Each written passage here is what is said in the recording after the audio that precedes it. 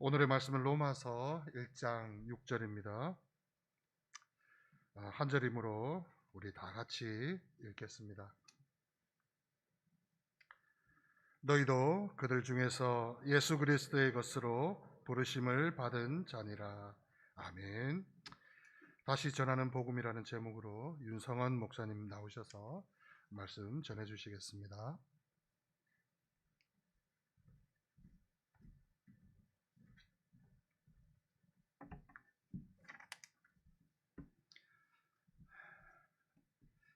2년 만에 사랑하는 한우리 교회 성도님들을 뵙게 되어 진심으로 반갑습니다. 코로나가 터지고 비대면 예배로 함께 예배할 때, 제가 1부, 2부로 나눠서 예배할 때, 그때 마지막으로 성도님들을 대한 것 같습니다. 오랜만에 여러분들과 함께 말씀을 대하면서 무슨 제목으로 할 것인가를 생각을 했습니다. 그리고 사도 바울이 다시 전하는 복음이라는 제목을 가지고 성도들에게 권면했던 것들을 기억하면서 오늘 사랑하는 한우리 성도 여러분들과 함께 다시 전하는 복음이라는 제목을 가지고 말씀을 생각해 보려고 합니다.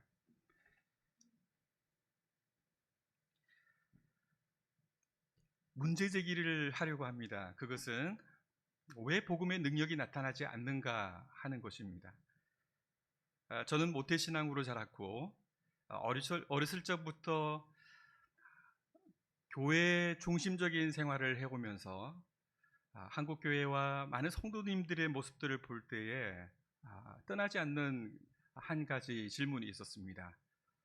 그리스도인들은 참 많고 우리 한국교회 안에 참 열정적이며 또 풍성한 프로그램은 있는데 정작 그리스도인의 삶에 왜 복음의 능력이 나타나지 않는가 하는 그런 질문이었습니다. 대학 시절에는 이런 고민이 더했습니다. 저는 부산에서 태어났고 아버지 목회 때문에 광주로 가서 오랜 세월을 광주에서 보냈습니다. 그리고 서울에서 또 사역을 하면서 지하철을 타고 한 정거장 한 정거장을 지나갈 때 요즘은 네온 사인이 별로 없지만 그때는 한 정거장 사이에 얼마나 많은 그 새빨간 네온 사인 십자가 등을 볼 수 있었는지, 그럼에도 불구하고 교회는 세상의 빛과 소금이 되지 못했고 오히려 불신 세력을 통해서 많은 손가락질의 대상이 되는 것들을 보았습니다. 불의에 타협하고 세상에 침묵하는 그런 교회의 모습들을 보았습니다. 매스컴을 통해서는 온갖 비리에 연루되어 있는 그런 그리스도인들의 모습들을 들었습니다. 웬만한 대형 악재가 터지면 그 이면에는 장로님들, 집사님들, 권사님들이 드러났습니다. 한국 교회의 비호감도가 천주교와 불교 다음에 기독교가 차지합니다. 기독교에 대한, 개신교에 대한 인식들은 도덕적 인식의 수준들은 굉장히 떨어져 있습니다. 그럼에도 불구하고 우리는 매 주일이면 하나님을 예배하는 많은 성도들의 모습을 봅니다. 텅 빈 조개 껍질 같은 교회의 모습이지요. 경건의 모양은 있지만 경건의 능력을 상실한 듯한 한국 교회의 모습.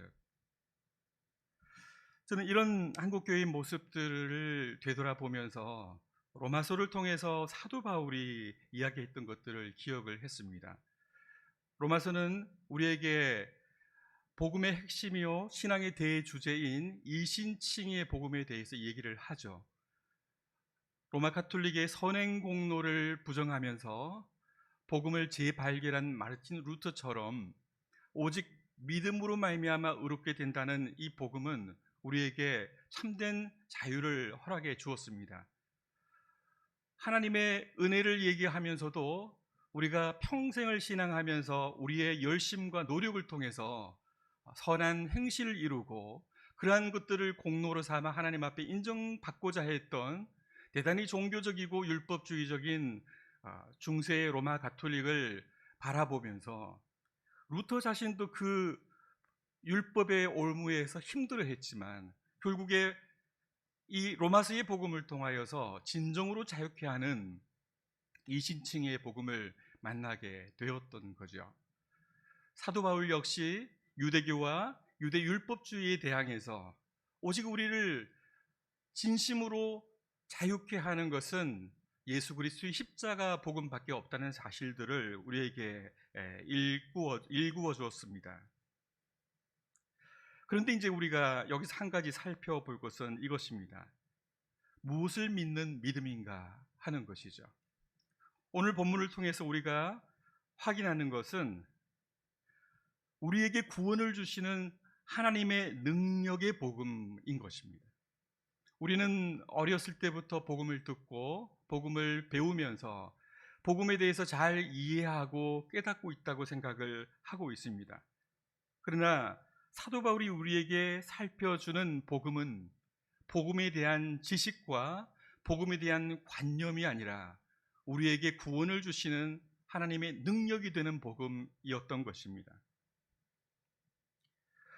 오늘의 교회, 오늘의 신자들 가운데는 과연 우리에게 구원을 주시는 하나님의 큰 권능의 복음이 역사하고 있는가 하는 질문입니다. 저는 복음에 천착하고 종교개혁자들이 우리에게 재확인시켜준 이 소중한 복음들을 잘 교육하고 가르치는 하누리 교회 사랑하는 성도님들 가운데 이러한 복음의 능력과 역사가 풍성하게 나타나 있다고 그렇게 기억하고 있습니다. 그럼에도 불구하고 한편으로 이 복음의 능력에 복음의 역사가 나타나지 않는 한국 교회의 현실을 생각하면서 정말 말씀 가운데 굳게 서기를 원하는 우리 하누리 교회 사랑하는 성도님들 역시 같은 걱정과 염려, 같이 아파하는 마음으로 이 복음, 다시 전하는 복음의 말씀을 들어주시기를 소망합니다. 오늘 본문을 다시 한번 살펴보겠습니다. 함께 보시죠. 내가 복음을 부끄러워하지 아니하노니 이 복음은 모든 믿는 자에게 구원을 주시는 하나님의 능력이 됨이라. 첫째는 유대인에게요 또한 헬라인에게로다. 계속해서 이어지는 17절을 보겠습니다. 복음에는 하나님의 의가 나타나서 믿음으로 믿음에 이르게 하나니 기록된 바 오직 의인은 믿음으로 말미암아 살리라 함과 같으니라. 사도 바울이 복음을 부끄러워하지 않는 이유는 구원을 주시는 하나님의 능력 때문이었습니다. 구원을 주시는 하나님에 대한 관념이 아니고 구원을 주시는 하나님에 대한 지식이 아니라 구원을 주시는 하나님의 능력 때문이었다는 것입니다. 사도 바울의 확신은 바로 여기에 기초해 있습니다. 사도 바울은 하나님의 능력을 체험한 사람이었던 것이에요. 오늘날 수많은 그리스도인들이 하나님을 향하여 주여 주여라고 고백을 합니다. 그리고 나는 어렸을 때부터 신앙생활을 해왔다는 자신의 신앙의 경력을 얘기도 합니다. 어디인가 종교가 무엇이냐고 이렇게 물어보면 나는 기독교야 라고 얘기를 하죠. 그 근저에는 하나님에 대하여, 예수님에 대하여, 복음에 대하여 나는 들었고 알고 있다라는 사실을 배경으로 하고 있는지 모릅니다. 때때로는 자신이 없는 자신의 모습도 보게 되죠. 그러나 사도 바울의 이 확신은 하나님에 대한 관념과 지식이 아니라 바로 나에게 구원을 주셨던 하나님의 능력에 대한 강한 체험과 확신 때문이었다는 사실을 우리는 기억해야 할 것입니다. 어린 시절 목회자 아들로 자라나서 교회의 생활에 굉장히 깊이 개입이 되어 있으면서 이런저런 활동을 했습니다. 많은 형님들을 보았고 누님들을 보았습니다. 권사님 자녀분들을 보았고 장로님 자제들을 보았습니다. 근데 어느 형님에 대한 기억이 납니다. 예배 시간만 되면 꼭 기도할 때 들어옵니다. 기도할 때 들어와서는 열심히 무언가를 설교 시간 내내 적습니다. 그리고 예배가 끝나고 나면 저에게로 다가와서 오늘 주보에 실린 칼럼에 오자가 몇 개 나왔다고 지적을 해줍니다. 그 형님은 예배를 드리는 것에 관심이 없고 하나님의 말씀을 듣는데 관심이 없습니다. 그런데 권사님 아들이에요. 그리고 우리 청년부에서는 그래도 내려오라 하는 경력 있는 선배입니다. 예배 시간에 늦게 와서 교회에서 제작하는 회지를 보면서 오늘 이번 호의 회지에는 오자가 몇 개 나와서를 빨간 펜으로 체크해서 예배가 끝나고 나면 주고 갑니다.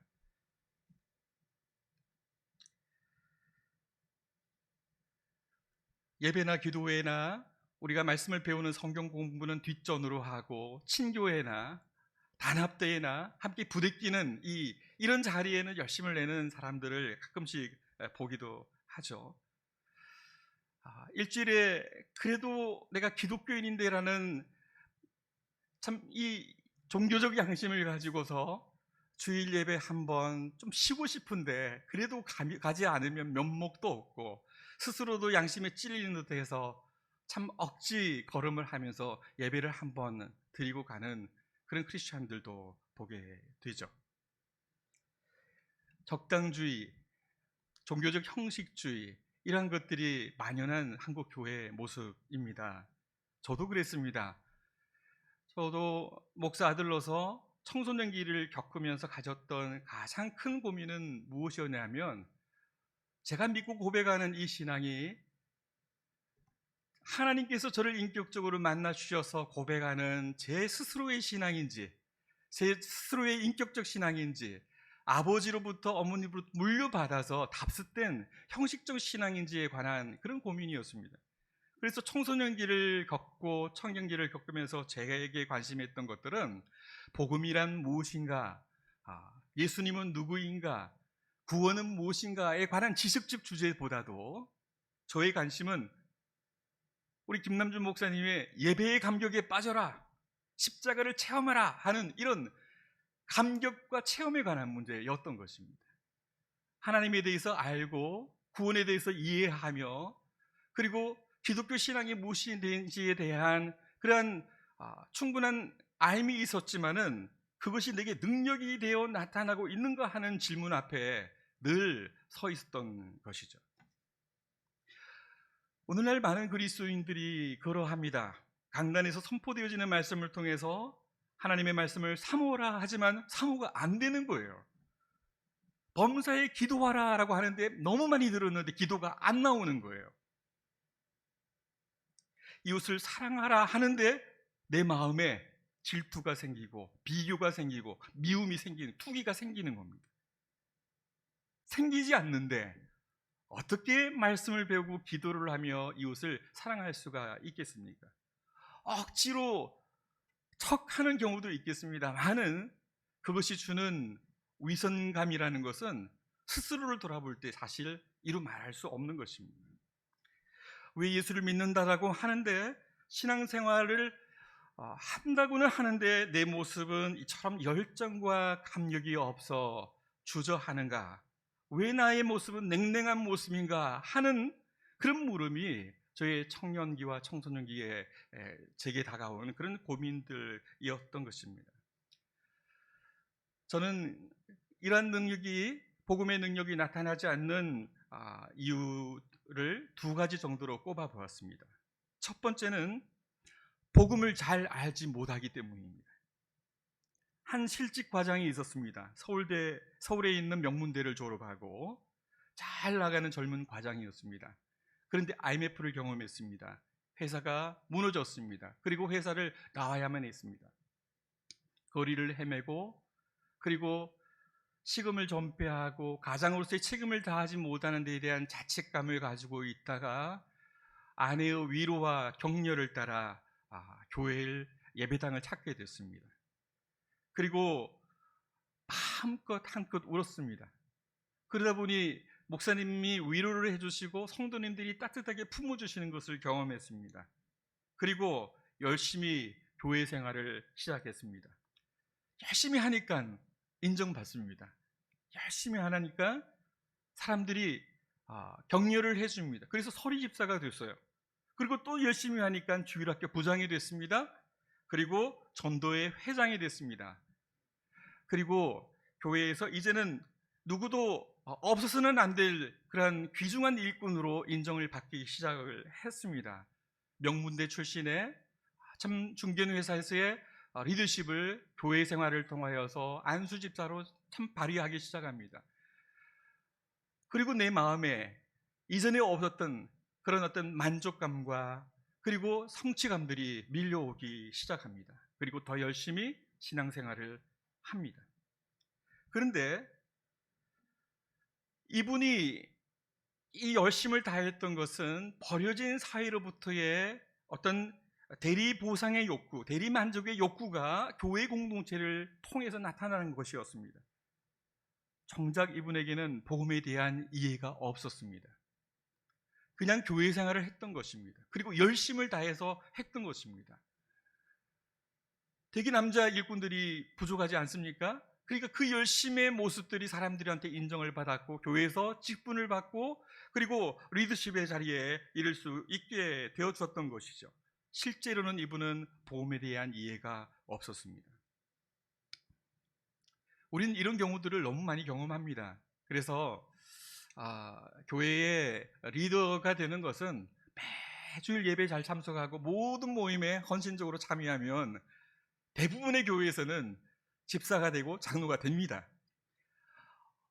믿는 집안에 태어나서 믿는 집안의 자녀로서 그냥 열심히 그 교회에서 떠나지 아니하고 헌신하고 그 자리만 지키고 있으면 교회의 탑 리더십이 됩니다.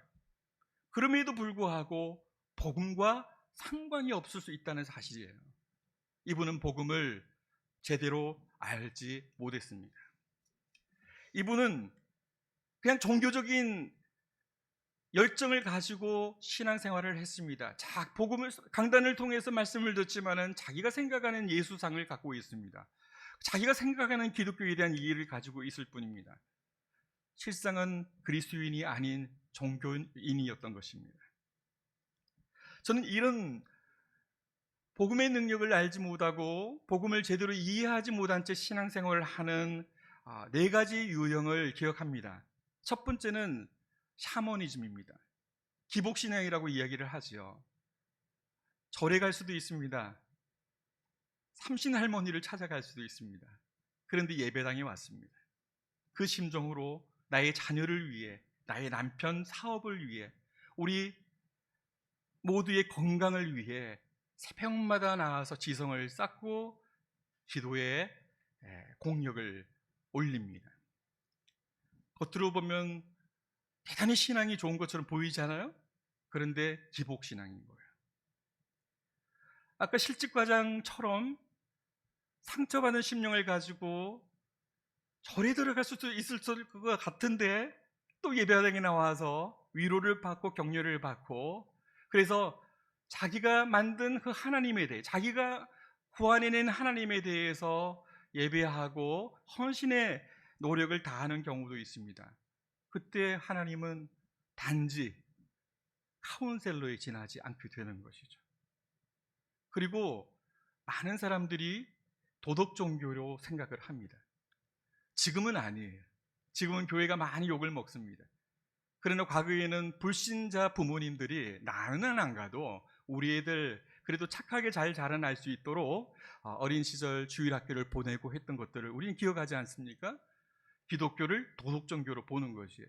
그래도 착하고 유순하게 따뜻한 사랑을 가지고 정직하게 살아가는 아이들을 키워주십시오라고 하는 마음으로 자녀들을 교회에 보냅니다.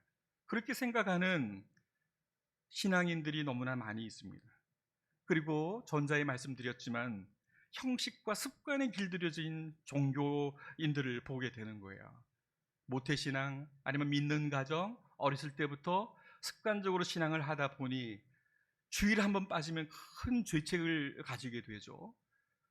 술 한번 입에 대면은 세상이 끝난 것 같은 느낌을 받게 되죠. 담배를 입에 물게 되면 그렇게 되죠. 대단히 종교적인 몇 가지의 계율이 집착하면서 열심히 매주 신앙생활을 하는 경우들을 보게 되죠. 그러나 이 모든 것들은 예수 그리스도의 복음과 아무런 상관이 없습니다. 이들의 경우는 겉으로는 그리스도인인 것 같지만 실제로는 아닙니다. 복음을 잘 모릅니다. 어떤 집사님의 경우 예수 믿은 지 30년이 지난 할머니가 다 되어서야 내가 이제야 예수님을 인격적으로 만났다라고 고백하는 그 고백을 들어본 경우가 있습니다. 그리고 우리가 잘 아는 유명한 사역자들 가운데서도 매일 여러 교회를 다니면서 찬양 콘서트를 통해서, 찬양 집회를 통해서 많은 사람들에게 감동을 끼쳤는데도 불구하고 자신은 정작 10수년이 지난 이후에 내가 이제 비로소 인격적인 하나님을 만났노라고 말하는 그런 찬양 사역자를 본 적도 있습니다. 그때서야 비로소 복음을 알고 깨닫게 된 것이죠. 자, 두 번째 경우가 있습니다. 복음의 능력이 우리 가운데 나타나지 않는 두 번째 경우는 복음을 굳게 지키지 않았기 때문입니다. 전자의 경우는 사실상 불신자와 같다면 두 후자의 경우는 예수 그리스도를 인격적으로 모신 분들에 관련된 얘기입니다. 어쩌면 우리 사랑하는 하누리 교회 성도님들 대부분과 관련된 그런 내용일 수 있겠습니다. 예수 그리스도를 진심으로 믿었지만 세상과 하나님 사이에서 갈등합니다. 우리 안에 있는 육신의 법과 성령의 법 사이에서 갈등합니다. 그리고 시험이 닥쳐오고 환난이 닥쳐오면 그 사이에 형편없이 무너집니다. 주저앉습니다. 그리고 세상 정신을 따라 타협하며 살아갑니다. 때때로는 그 기간이 길어 상당한 영적인 침체기에 직면할 수도 있습니다. 이때 우리의 틈타는 것은 육신의 만족과 이생의 자랑이 되는 것이죠. 하나님을 바라보고 하나님 앞으로 나아가기를 소망하지만 하나님의 낯이 너무나 두렵고 민망하고, 그래서 점점 뒷걸음질 치는 그런 모습들을 봅니다. 이것은 대부분의 그리스도인들이 실제로 경험하는 것입니다. 어렸을 때부터 복음을 알고 깨달아 순전한 신앙을 하는 분들도 있지만 대부분의 사람들은 이 과정들을 겪습니다. 왜냐하면 우리는 그리스도 안에서 장성한 어른으로 태어난 것이 아니라 그리스도 안에서 유아, 어린 아이로 태어나기 때문입니다. 어린아이 시절, 청소년기를 겪으면서 우리는 수많은 갈등과 방황을 경험하지 않습니까? 신앙적으로도 마찬가지입니다. 심지어 바울 사도마저도 로마서 7장에서 오호라 나는 마음이 공고한 자로다 라고 탄식하지 않았습니다. 우리가 복음을 굳게 지키지 아니하면 이러한 시험과 환난과 곤경을 통하여서 무너지고, 그리고 그 기간이 길어지면서 하나님의 낯을 피하여서 영적인 큰 침체 가운데 빠져들 수 있다는 사실을 기억해야 합니다. 복음의 능력이 나타나지 않습니다. 이처럼 복음을 제대로 알지 못하거나 복음을 굳게 지키지 않는 사람들의 특징은 결국에는 이러한 양상으로 나타나게 돼요. 결국 신앙을 자기 노력으로 일구어 가려고 몸부림칩니다. 혹은 자기 행복의 수단으로 삼습니다. 그리고 자기 만족의 도구로 여깁니다. 그리고 자기 자랑의 방편으로 삼습니다. 그래서 예수 믿는다고 하면서도 자신의 열심으로 뭔가 하나님 앞에서 이루어 가려고 하는 노력을 경주하거나, 그래서 뭔가 그 자리에 위치에 서게 되어지면 그런 방식으로 자신의 신앙 있음을 사람들 앞에 드러내고자 하는 것입니다. 남들이 인정해 주는 데 관심을 가지고, 그리고 스스로 뿌듯해 하게 되죠. 이런 사람들은 다 신앙을 자신의 만족과 행복을 위한 수단으로 사용할 뿐입니다. 그러면 이런 문제들을 우리가 어떻게 해결할 수 있습니까? 문제 해결의 정답은 무엇입니까? 역시 복음입니다. 그래서 사도 바울 역시 이미 그리스도를 알고 고백하는 성도들을 향하여, 교회를 향하여 복음을 다시 전할 필요성을 느꼈던 것입니다. 복음은 한번 배우고 끝나는 것이 아닙니다. 우리가 학원을 가게 되면, 그죠? 레벨 1에서 이미 처음에 배웠던 것들은 어느 정도 숙련된 학업 실력을 성취를 가진 시절은 돌아오지 않잖아요. 이미 다 배웠던 것이기 때문에. 그러니까 초보 단계의 것은 우리가 세상의 지식을 연마하거나 혹은 그런 것들을 배워갈 때는 1단계는 더 이상 이제 보지 않습니다. 그 차원의 단계를 끊임없이 추구하게 되는 거예요. 그런데 복음은 초보가 아닙니다. 복음은 기본입니다. 복음은 늘 언제나 본질입니다. 그래서 이것은 그리스도 안의 유아뿐만 아니라 장성한 분량에 이르기까지 그리스도의 십자가의 도는 늘 우리에게 중심으로 다가오는 것이에요. 나는 너무나 많이 배웠어. 너무나 잘 알고 있어. 종종 성경 공부를 하거나 종종 새로운 사람을 만나가지고 저 그거 다 아는데요. 옛날에 다 배웠던 겁니다 라고 얘기를 하는 경우가 있습니다. 그러나 그리스도의 십자가의 도는 복음의 핵심은 초보의 단계가 아니라 늘 기본이어야 하고 그것은 중심에 있어야 할 본질이 되는 것이에요. 그래서 목사 역시 복음을 늘 다시 전할 필요를 느끼게 됩니다. 우리 교회는 맨날 내 다 아는 것만 목사님은 설교를 하셔라고 말하는 사람은 복음을 제대로 경험하지 못한 사람이에요. 지식과 관념의 수준으로 이해하는 사람이에요. 그러나 복음의 능력이 우리의 삶 가운데 날마다 구현되어야 할 필요를 느낀다면, 그렇죠? 복음은 날마다 우리에게 전파되어야 할, 다시 전해야 할 필요를 느끼는 것임을 우리가 알게 됩니다. 밥을 먹는데 나는 작년에 그거 먹었어 라고 말하고 이제 안 먹는 사람 없는 겁니다. 그렇죠? 밥은 우리에게 기본이죠. 본질이 되는 거예요. 복음이 그런 것입니다. 그래서 이제 복음을 다시 전할 필요성을 느끼게 되죠. 그 이유는 또 두 가지입니다. 하나는 여전히 종교적이고 형식적인 그리스도인들이 존재한다는 것이죠. 여전히 도덕적인 신앙을 가진 교인들이 오랜 신앙의 경력이 있음에도 교회 가운데는 존재한다는 거예요. 카운셀러로 여기는 단지 뭔가 절대자에 대해서 의존하고자 하는 감정적으로 여기는 그리스도인들이 교회 안에는 여전히 존재한다는 거예요. 그리고 정말 뜨거운 열정과 헌신의 각오를 가지고 봉사를 함에도 불구하고 그 이유가 기복신앙의 기초에 있는 분들이 존재한다는 거예요. 교회 가운데는 여전히 하나님을 제대로 알지 못하며 복음을 알지 못하는 사람들이 존재하기 때문에 복음을 다시 전할 필요가 있다라는 사실입니다. 그와 더불어서 두 번째는 예수 그리스도를 참되게 알고 복음을 참되게 이해하고 참으로 그리스도를 나의 진정한 인격적인 구주 그리고 주로 고백하는 성도님들이 있지만 넘어지고 좌절하고 고통하고 신음하는 우리의 인생 여정을 통하여 우리가 주님께서 부르시는 영원한 새하늘과 새나라에 입성하기 전까지는 늘 복음이라는 자양분을 공급받고 우리는 서 나갈 존재이기 때문에 복음은 다시 전해질 필요가 있다는 것이죠. 그래서 사도 바울은 이렇게 말합니다. 너희가 만일 나의 전한 말을 굳게 지키고 헛되이 믿지 아니하였으면 이로 말미암아 구원을 얻으리라. 형제들아, 내가 너희에게 전한 복음을 너희로 알게 하노니 이는 너희가 이미 받은 것이요 또 그 가운데 선 것이라. 사도 바울은 이미 받고 그 가운데 서 있는 자들에게 끊임없이 다시 복음을 전하고 있는 것이죠.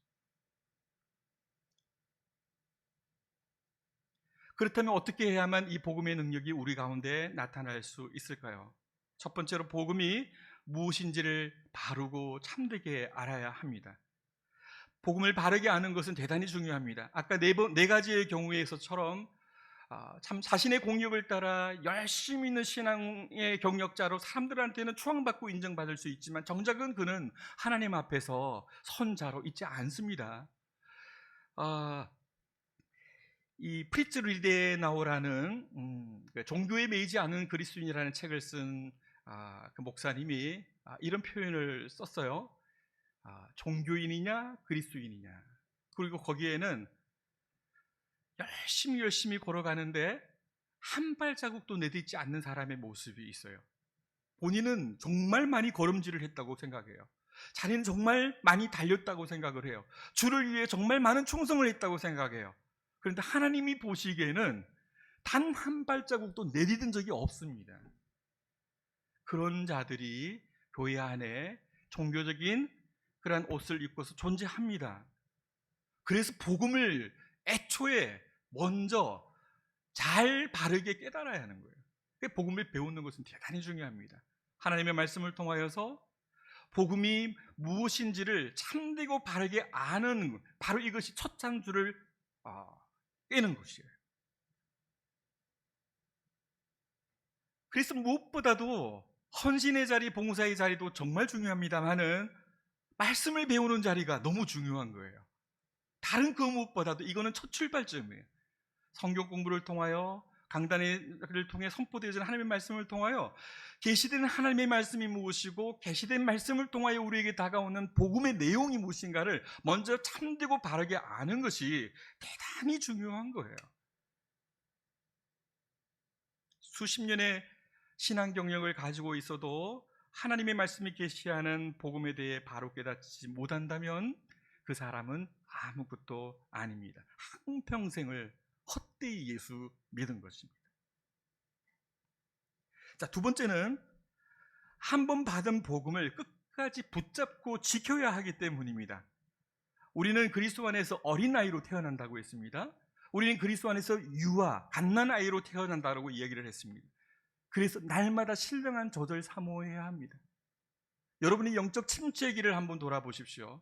내 마음에 열정이 없고 과거에 그리스도를 알았을 때 가졌던 그 뜨거운 감격이 없어지고 희미해지고 사라질 때의 여러분의 이 상태를 한번 생각해 보십시오. 신령한 말씀의 젖을 사모하고 있는지, 하나님을 앙망하며 더욱 그리스도의 십자가로 나아가고 있는지, 바로 그것입니다. 알아요. 이해하고 있어요. 기독교인이 무엇이고 예수님이 어떤 분이고 구원은 무엇이며 복음은 어떠한 것인가 알고는 있어요. 그러나 나의 실존, 내 마음에 깊은 곳에서 고동치는 그 고동들이 사라져 있을 때 나의 모습을 보면 한 번 이미 받은 복음을 끝까지 붙잡고 놓지 않는 나의 모습이 아니라 이미 놓아버린, 그렇죠? 한 번 예배 드리고 이제 나는 하나님에 대해서 생각해 본 적이 없어요. 한 주간을 살면서도 너무 바쁜 인생 속에 그냥 그렇게 묻어져 가는 거예요.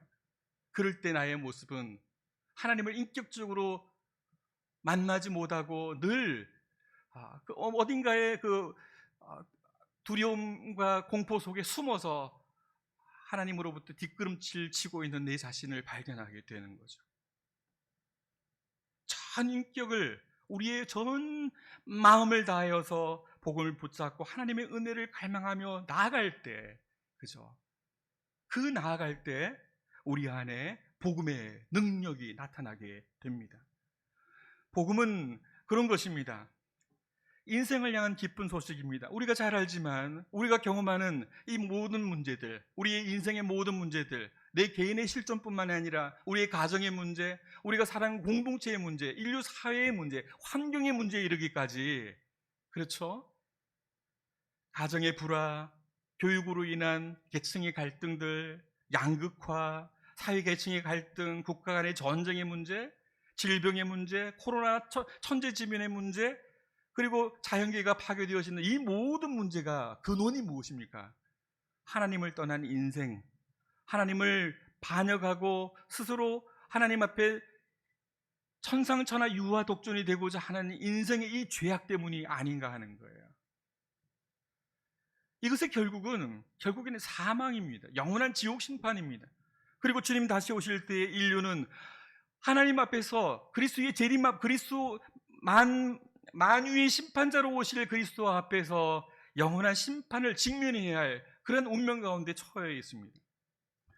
기독교의 복음은 결국에 죄의 문제를 다루는 거예요. 우리의 실존의 죄의 문제를 다루고 하나님 앞에 범죄한 나의 이 본질, 죄인이라는 본질의 문제를 다루는 것이에요. 영원한 심판으로 끝날 수밖에 없는 나를 죄악 가운데서 건져내셔서 죄의 형벌로부터 자유케 하시고 여전히 나를 억누르는 목지는 이 죄의 세로부터, 죄의 억압으로부터 자유케 하시는, 이 자유케 하시는 복음이 바로 우리에게 던져주는, 사도 바울이 우리에게 던져주는, 다시 전하는 복음입니다. 바로 그 은혜가 그리스도의 십자가를 통하여서 우리 가운데 다가왔습니다. 예수를 믿었을 때 죄의 사함을 받은 그 과거의 기억만이 아니라 예수를 믿고 여전히 나를 엄습하고 가정에서, 직장에서 믿지 않는 불신자들과의 사회적 관계를 통하여서 내 안에 나타나는 죄악된 이 습성들, 옛사람의 본성들을 제어하고 그것을 눌러주시는 하나님의 은혜가 복음을 통해서 우리에게 나타나는 것이죠. 우리가 날마다 죄를 직면한다면 우리는 날마다 복음을 공급받아야 될 필요를 느끼게 되는 거예요. 그리고 그 복음 앞에 우리가 겸손하게 있을 때 우리를 구원하여 주시는 하나님의 능력이 되는 복음을 우리는 우리의 인생을 통하여, 우리의 체험을 통하여 경험하게 될 것입니다. 저 역시 이것이 과제입니다. 저 역시 이것이 숙제입니다. 마음에 원함이 있는데 그러지 못하는 제 자신을 보기 때문에 그래요.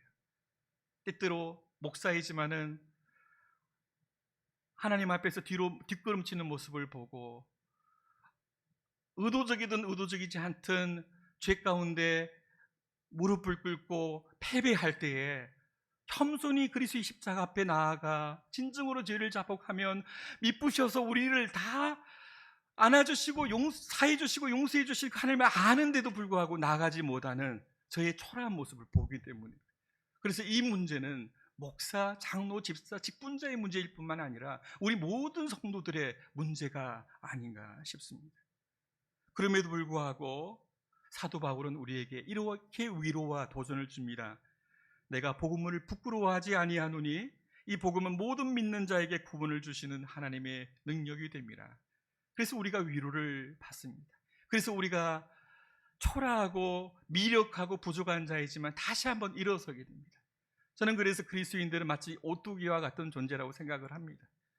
우리는 죄로 인하여서 시체가 되어 누워있는 그런 존재가 아니라 하나님을 향하여 그리스도의 십자가의 생명을 부여받고 오뚜기로 선자입니다. 넘어뜨리면 다시 일어섭니다. 넘어뜨리면 다시 일어섭니다. 우리의 제약된 본성들은 그리스도 앞에서 넘어지지만, 그러나 우리 안에 새로운 피조물로 하나님을 앙망하는 우리의 새로운 본성은 하나님을 향하여 다시 한번 일어서게 되어 있는 자들입니다.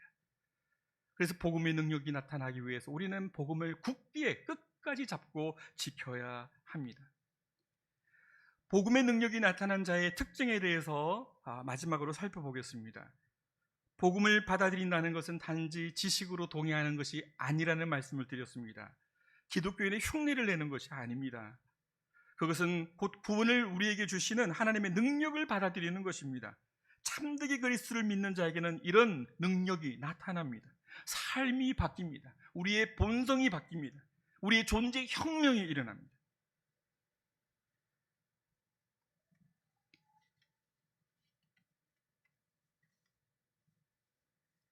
이들은 먼저 철저하게 자신을 부정합니다. 하나님의 은혜가 없이는 도무지 살아갈 수 없는 인생이기에 나의 나됨은 오직 주님의 은혜라는 고백을 하게 돼요. 모든 것이 은혜라는 고백이 됩니다. 겉으로 보면 제가 열심히 했어요. 또 제가 참 헌신도 했어요. 하나님께 주신 달란트를 통하여서 열심히 사용했어요. 그런데 그 근원, 그 뿌리, 힘을 가져다 주는 동력은 이게 하나님의 은혜가 아니면 내가 이렇게 살 수 없었구나를 보는 거예요. 영적인 본질을 보는 거예요.